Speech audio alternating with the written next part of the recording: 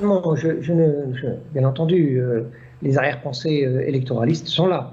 Mais je pense que le timing n'est pas déterminé par le calendrier électoral. Il est déterminé par la visite du ministre espagnol des Affaires étrangères à Alger, qui a reçu confirmation de la part des autorités algériennes que notre gaz se vendrait directement aux Espagnols en ne passant plus par le territoire marocain. C'est de mon point de vue ce qui déclenche le côté irascible de la déclaration d'Emmanuel Macron. Il y a donc là des enjeux internationaux importants, il y a d'autres enjeux qui dépassent très largement la petite cuisine électorale. Mais sur la question mémorielle, je pense que nous avons tort. Nous avons tort de vouloir en faire un sujet de discussion. La preuve, ça ne marche pas. La question mémorielle ne peut pas être traitée dans un cadre bilatéral.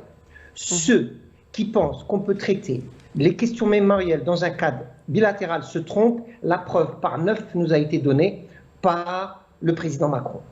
Il faut donc traiter les questions mémorielles, chacun de son côté, pour ce qu'elles sont de chaque côté. Nous ne pouvons pas avoir la même histoire. Je veux dire une chose très clairement.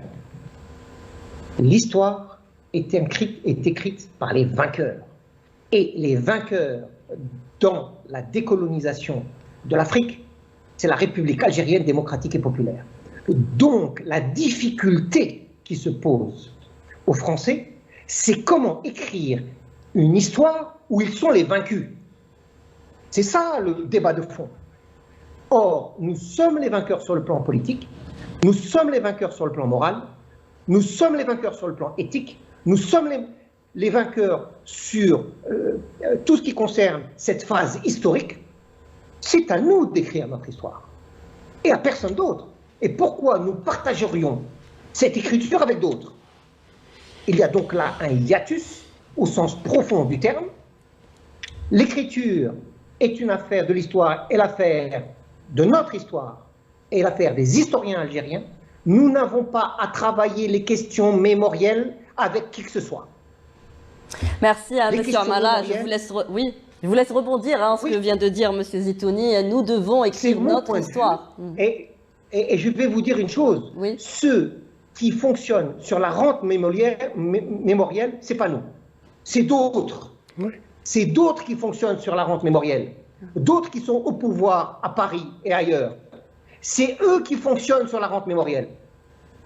Contre argent sonnant et trébuchant, le président Saad Abdelmajid Tebboune a été très clair. Ils n'attendent rien, aucune compensation.